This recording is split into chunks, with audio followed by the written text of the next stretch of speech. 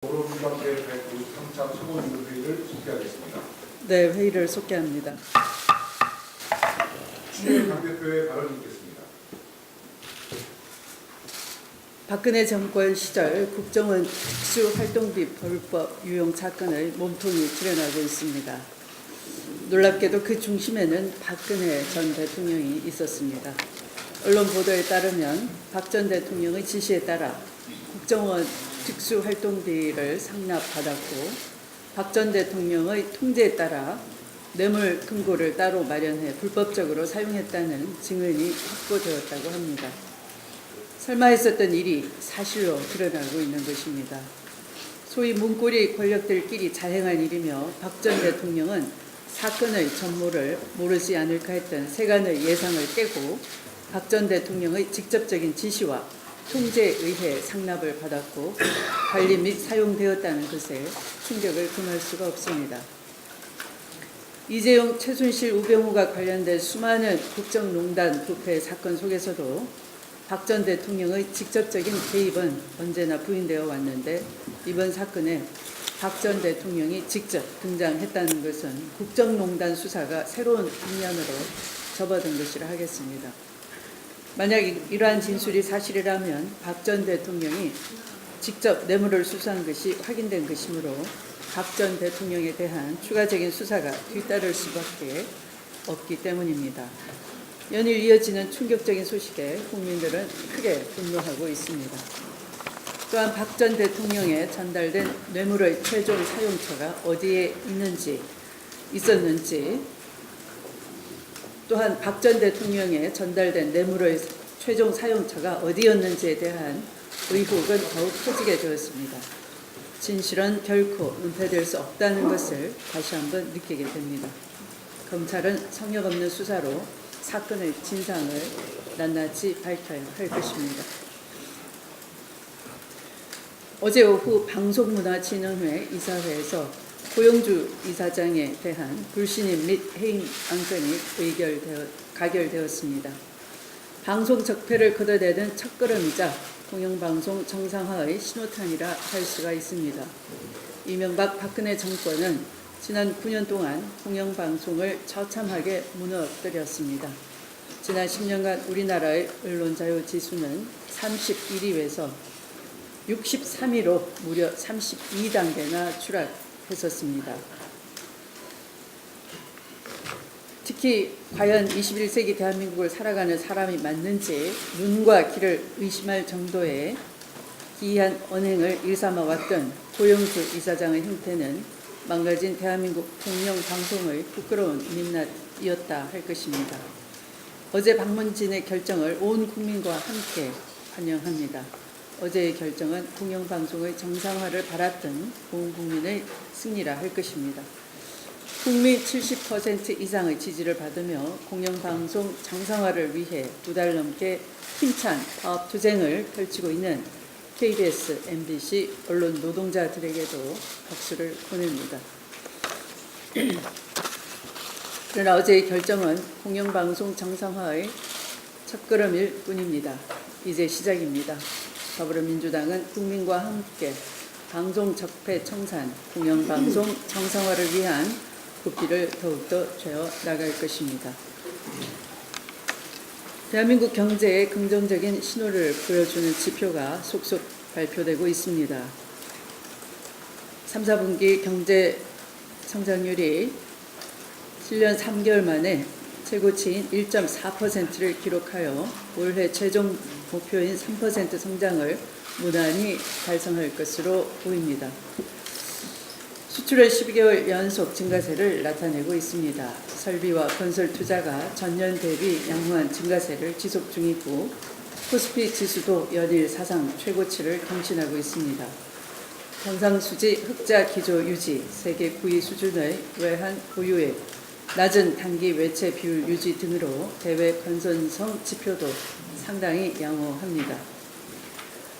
국제신용평가기관들은 북한 핵개발과 미사일 도발이라는 소위 코리아 리스크가 무색할 정도로 우리나라의 신용 등급을 역대 최고 수준으로 평가하고 있습니다.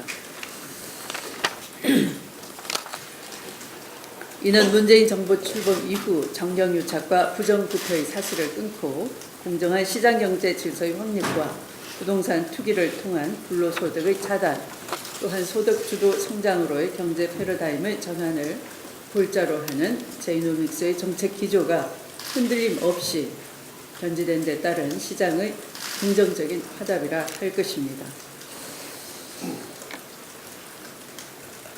그러나 이런 경제지표의 긍정적인 시그널에도 불구하고 아직은 민생의 냉기가 그대로이고 또한 고용 일자리 창출도 더욱 노력을 해야 될 부분입니다. 그래서 성장의 과실이 경제 전반으로 확산될 수 있도록 우리는 더욱 노력해야 할 것입니다. 최근의 대중관계의 정상화도 많은 도움이 될 것입니다. 또한 현재 진행 중인 강력한 부동산 투기 억제 정책을 지속시켜 나가 더욱 강화하고 한국 경제에서 지대 추구의 덫을 걷어내며 생산적인 활동 등에 대한 투자가 더욱 활성화될 수 있도록 해야 할 것입니다. 정부와 정치권 모두 호조를 보이고 있는 각종 경제 지표가 실제 국민들의 민생 현장에까지 낙수될 수 있도록 함께 힘을 모아 나가야 하겠습니다. 문재인 정부와 더불어민주당은 국정 운영의 최종적인 성과가 국민 경제 향상으로 이어질 수 있도록 최선을 다하겠습니다. 마치겠습니다. 오문식 원내대표의 발언입니다. 거짓은 참을 이길 수 없다. 진실은 결코 침몰하지 않는다라는 진리를 가슴에 새기는 아침입니다. 국민의 혈세로 조성된 국정원 특수활동비가 박근혜 정권의 사금고였다는 사실이 확인되고 있습니다. 이제만 안봉근에 이어 정호성 전 비서관도 국정원 상납을 자백했다고 합니다. 이제만 전 비서관은 검찰 조사에서 박근혜 전 대통령의 지시로 국정원 특수활동비를 상납받았다는 취지의 진술을 했다고 합니다. 국가를 지키는 국정원의 특수활동비가 전 대통령의 비자금처럼 쓰였다는 보도를 보고 정말 이게 나라인가 하는 느낌은 저뿐만이 아닐 것입니다. 박근혜 전 대통령의 지시 자백까지 나온 이상 이제 박근혜 정권의 청와대 전반에 대한 철저한 수사가 불가피해졌습니다. 또한 이 같은 검은 거래는 당시 국정원장이었던 청와대 비서실장 출신인 이병기 전 원장, 남재준 전 원장의 지시 없이는 가능하지 않았을 일일 것입니다. 이들을 비롯한 국정원 연루자들을 철저히 조사해서 다시는 이러한 일들이 발붙이지 못하도록 해야 할 것입니다. 마침 오늘 국군사이버사령부 국정감사가 진행이 됩니다. 18대 대선을 앞두고 사이버사령부 530단이 국정원의 특수활동비로 불법 댓글 공작을 위한 인터넷 활동을 직접 운영했다는 의혹이 있는 만큼 이 또한 철저한 검증이 이루어져야 할 것입니다. 지난달 25일 정부는 상시 지속적 업무를 하는 비정규직 31만 6천 명 중 20만 5천 명에 대해 정규직으로 전환하겠다는 계획을 발표했습니다. 공공부문 비정규직 정규직화는 노동에는 정당한 권리를 보장하고 국민에게는 더 높은 공공 서비스를 제공할 수 있는 사람 중심 경제의 핵심 과제입니다.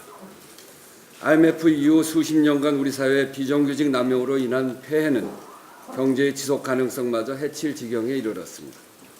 이를 공공부문부터 일대 전환하는 그야말로 일자리 패러다임의 전환인 만큼 정규직화 진행 속도가 다소 더딘 점은 현장의 비정규직 노동자들과 국민들도 양해해 주시리라 생각합니다.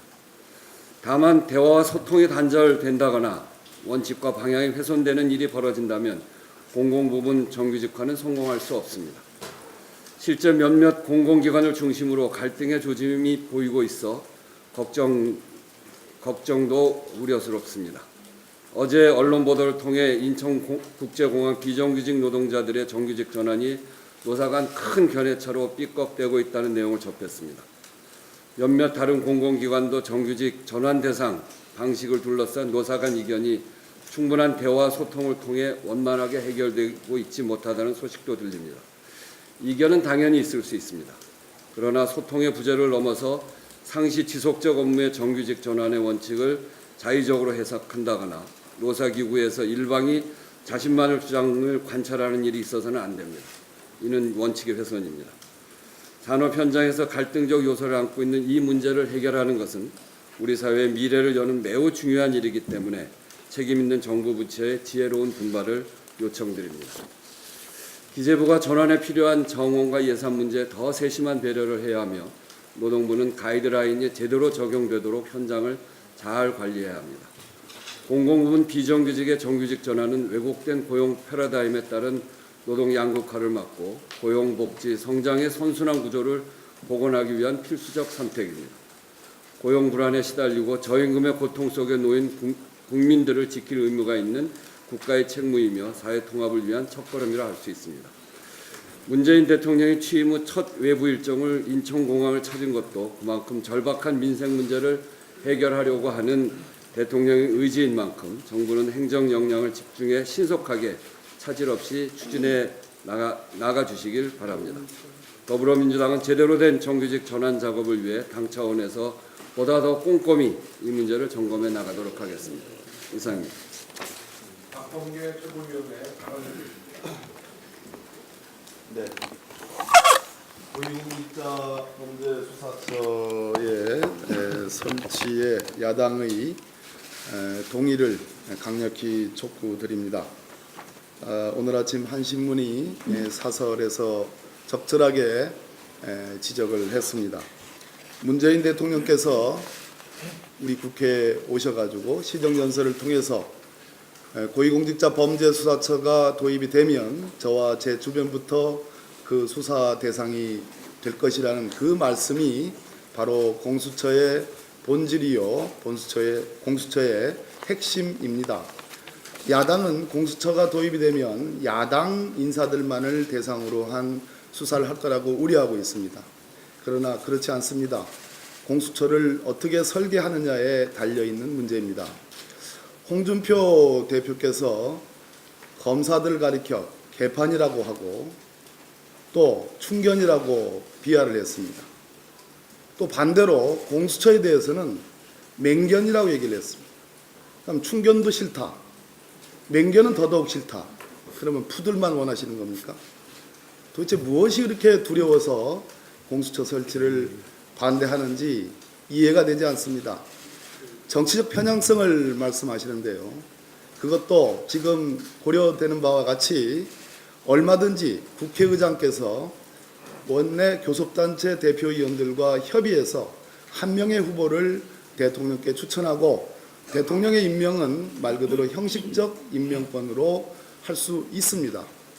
공수처의 예산과 조직을 공수처 규칙 안으로 만들어서 완전히 정부로부터, 법무부로부터, 검찰로부터 독립된, 대통령으로부터 독립된 그러한 예산과 조직 운영을 할 수 있습니다.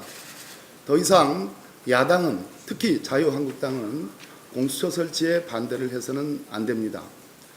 참 인용하기는 좀 그렇습니다만은 어찌됐든 권성동 법사위원장조차도, 주광덕 의원조차도 야당이 추천하는 그러한 공수처장이라면 공수처 설립을 고려할 수 있다라는 그 발언은 매우 진전된 발언이고, 이번에 법사위 제1소위에서 반드시 공수처 설치안이 통과되기를 강력히 희망하고 촉구드립니다. 이상입니다. 양양자 최고위원의 발언 듣겠습니다.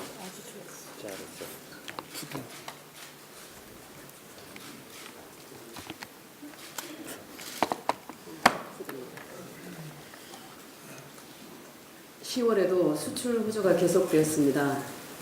올해 경제 성장률이 정부가 목표로 한 3%를 훌쩍 뛰어넘어설 것으로 예상되는 것도 수출 덕분입니다. 중국과의 갈등으로 형성된 어려운 여건 속에서 이룩한 성과라 그 의미가 더욱 크다고 볼 수 있습니다. 특히 10월 수출 중 94억 8천만 달러, 10조 원이 넘는 돈을 지난 한 달 동안 반도체 한 가지 품목에서 우리나라가 벌어들인 것입니다. 전체 수출액이 450억 달러로 그중 21.1%, 5분의 1을 넘게 차지할 정도로 선도적 역할을 했습니다. 반도체 산업을 지배하고 있는 한국을 전 세계가 부러워하고 있습니다. 일본은 반도체 기술에서 역전을 허용한 것이 치명적인 실수이자 역사적 실패라고 말하고 있습니다. 1985년 반도체 회사에 들어간 저는 세계 초인류 기업들을 넘어서며 세계 1위가 되는 역사적 순간들을 현장에서 함께했습니다. 전 세계 메모리 반도체 시장은 올해 4천억 달러 돌파를 눈앞에 두고 있고 서버용 메모리와 AI 등 4차 산업, 고사양 스마트폰 시장 등의 수요는 가히 폭발적입니다. 또한 5G 네트워크와 자율주행 자동차 등 반도체 시장은 향후에도 기하급수적으로 성장할 것입니다. 알파고의 진화 능력은 메모리 축적을 통한 학습 능력에 달려있다는 지적처럼 전 세계 기업이나 기관, 개인 모두가 충실한 고객입니다. 기술 격차가 진입 장벽인 반도체의 속성상 한국 기업들의 대대적인 투자가 기술 우위를 당분간은 지켜주겠지만 반도체 굴기를 선언한 중국이 하루가 다르게 쫓아오고 있는 상황에서 언제까지 이런 우위가 지속될지 알 수 없다는 것이 큰 위기입니다. 특히 중국발 공급 과잉이나 시장 교란, 반도체 메이드 인 차이나 전략은 돌발 변수입니다. 중국과의 오랜 외교 안보 갈등이 해소될 기미가 보이지만 진짜 중국의 위협은 기술 격차의 빠른 해소입니다. 중국 제조 2025는 모든 산업에서 한국을 뛰어넘겠다는 담대한 계획입니다. 전 세계 반도체의 60%를 소비하는 중국이 앞서 말한 반도체 굴기를 내세우며 내년 말부터 본격 양산에 나섭니다. 1980년대까지 바둑의 절대 강자였던 일본이 1990년대에 한국에게 패권을 넘겨주었고 한국은 2000년대에 들어와 중국에게 패권을 빼앗기고 말았습니다. 반도체도 그렇게 될까 두렵습니다. 중국은 국가의 명운을 걸고 반도체 산업을 키우고 있습니다. 만일 중국이 반도체에서 한국을 넘어서는 날이 온다면 북한이 핵을 갖는 것 이상의 충격을 줄 것입니다. 우리도 모든 역량을 동원해 기술 혁신을 지원해야 합니다. 저도 현장에 있을 때 아무리 힘들어도 우리가 대한민국을 먹여 살린다는 수출 여뿐이라는 그 자부심과 애국심으로 견뎌낼 수 있었습니다. 우리가 세계를 놀라게 할 때마다 응원해주는 사회 분위기도 큰 힘이 되었습니다. 정부도 모든 지원을 아끼지 않았습니다. 그런 총력전의 결과가 대한민국 반도체 신화를 만든 것입니다. 제가 기술 현장을 떠나서 보니 반도체 강국이 어떤 노력으로 되었는지, 어떤 위협에 처했는지 너무도 모른다는 사실에 깜짝 놀랐습니다. 너도 나도 4차 산업혁명을 이야기하는 정치권에서도 사반세기 가까이 세계를 제패하고 있는 기술의 성공에 대해 그 DNA를 배우고자 하는 사람이 없음에 더욱 놀랐습니다. 세계 1위는 저절로 되는 것이 아닙니다. 비리와 꼼수로 갈 수 있는 자리는 더더욱 아닙니다. 수많은 기업, 과학자, 연구원, 그리고 기술인, 기능인들의 땀과 눈물의 산물입니다. 미국, 일본, 중국은 이 기술 전쟁에서 져도 버틸 여력이 있습니다. 그러나 우리는 이 전쟁에서 지면 바로 기술 식민지 노예 국가로 전락하게 될 것입니다. 대한민국의 운명을 책임진다는 각오로 기술 전쟁 승리의 길에 모두가 힘을 모을 때입니다. 이상입니다.